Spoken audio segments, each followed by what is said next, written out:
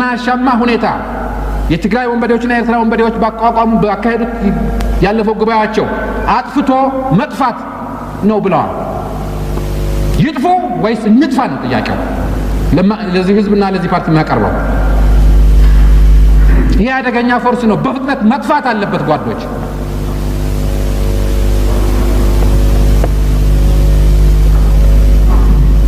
እስካሁን ድረስ በዚህ አቅጣጫ ብዙ ትግል ተደርጓል ብንልም ቅሉ ከጉዳዩ አሳሳቢነትና ከነኚህ ወገኖች መሰሪ አቋም አንጻር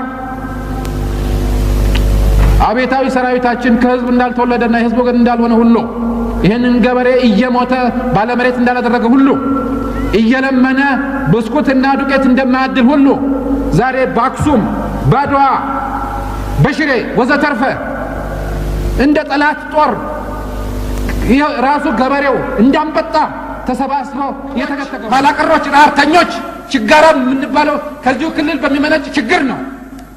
በተቀረው ኢትዮጵያ የለም ረሃብ። ኮቸሮ አለ ብላችኋል። በሱ አለ ምንም መንገድ አንተ ማመራ አንደ ብዙ ችግር አለ። አንድ ጥያቄ ብቻ አጭር ነው የምፈልገው። አይ ችግር የለንም ደግሞ ትናንትና ከሸለቃችን ላይ የሚመጣ ግን ሱካርም የኛ መጠናው ያለ ስልጠናችን ዛሬ አራተኛ ተሰነ ቀናት ወደ ባርቱ ይወጪ በሳምንት አጥቀን መጣናቸው አይቻቸዋለሁ። በመሬትም ባየርም አንዳንዶቹ ተጠግቻቸዋለሁ፣ አንዳንዶቹን ወጥቼባቸዋለሁ።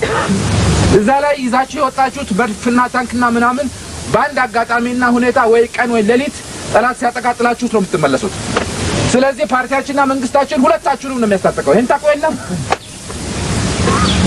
አብዮቱ ሲጀመር ሻዕቢያ የሻምበል አቋም ነበራት እና የመቶ ተራ ድብልቅልቅ ያለ መሳሪያ ይዛ ስታበቃ ነበር ወራ የምታራምደው።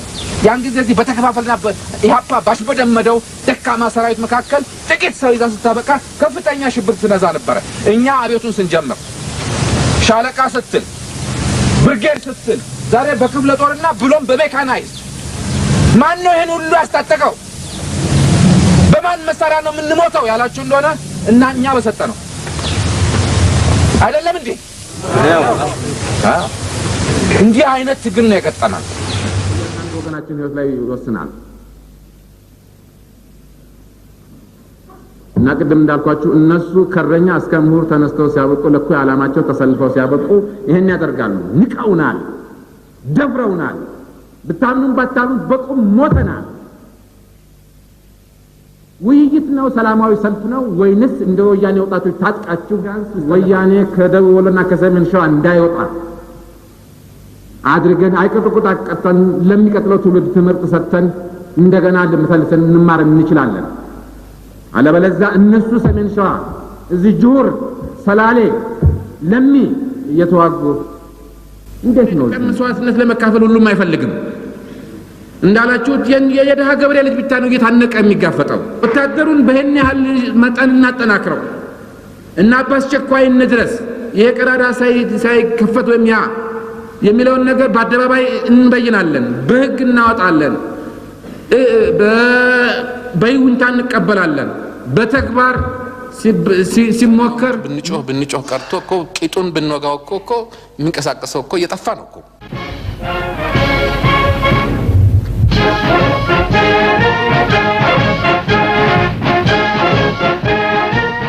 በጥይትና በዱላ በስንት ጩኸትና ሁካታ ለቅሶ አይደለም እንደ የሚወጣው ሰው አይደለም ወይ? ከመኪና እየወረደ ገና ጦር ሜዳ ሄጄ ጥይት ይገለኛል ብሎ በማሰብ ነፍስ ለማዳን ሌላ ነገር ነው። በራሱ እየወረደ ሲያበቃ በመኪና መንገድ ላይ የሚሞት ሰው ነው የሚላክልን። በጠቅላላውም ባይሆን ባመዛኙ መጀመሪያ ነገር ከተሰበሰበበት ማዕከል ይሸሻል፣ ከዛ በመንገድ ላይ ይሸሻል፣ ከዛ ከማሰልጠኛ ይሸሻል፣ ከዛ ከጦር ግንባር ይሸሻል።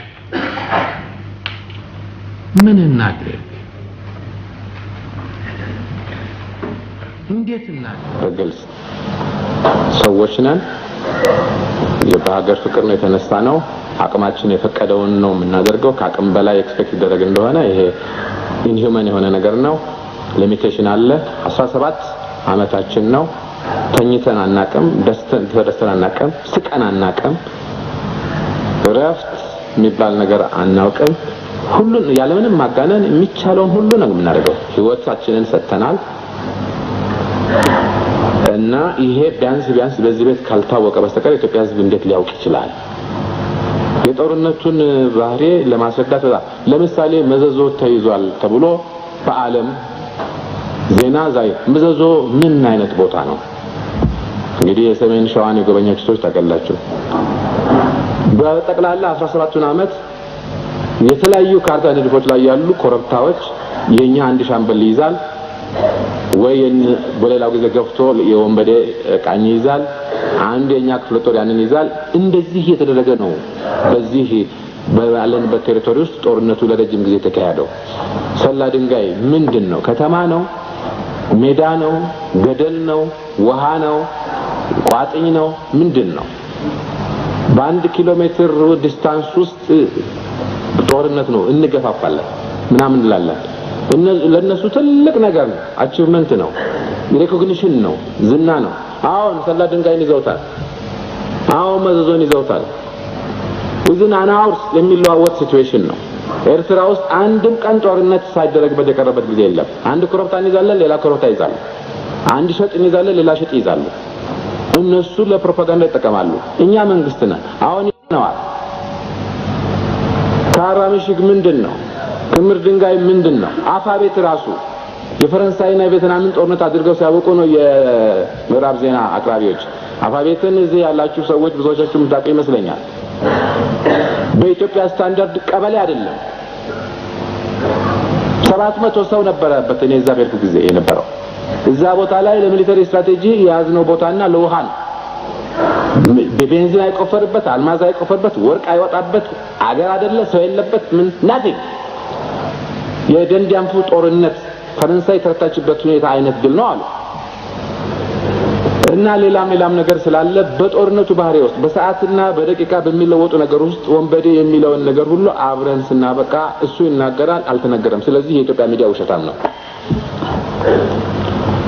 እንደዚህ ከተወሰደ ምን አይነት ፕሮፓጋንዳ እንደምንነዛ ሰው እንደውም ይሄ ሆነ ገና ያልሆነውን ነገር ተሰበረ ሲሉ ሞተ እያለ ሲያበቃ ቅድም እንደተናገረ ይቅርታ ይደረግልኝ አዲስ የኢትዮጵያ ባህል ነው። በፍጹም ይሆናል ብለን ማንገምተው ነገር ነው። ሱሪውን ያወለቃል ደግሞ የተያዘል ቡታንታው ማውለቁ ነው።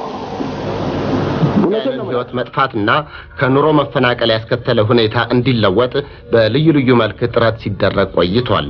ሆኖም ችግሩ አልተቃለለም። ይልቁንም ወደ ባሰ ደረጃ እየተሸጋገረ በመሄድ ላይ ይገኛል። ስለዚህ ደም መፋሰስ እንዲቆምና ሰላምም እንዲሰፍን በልዩ ወገኖች የአገሪቱ ፕሬዝዳንት ከስልጣን መውረዳቸው እንደሚበጅ ታመነበት ስለሆነ ይህንኑ በማመዛዘን ፕሬዝዳንት መንግስቱ ኃይለማርያም በዛሬው ዕለት ከስልጣን ወርደው ከኢትዮጵያ ውጪ ሄደዋል። ፕሬዝዳንቱ ከስልጣን በመውረድ አገር ለቀው በመሄዳቸው የሪፑብሊኩ ምክትል ፕሬዝዳንት ሌፍተናንት ጀነራል ተስፋዬ ገብረኪዳን ተክተው ይሰራል።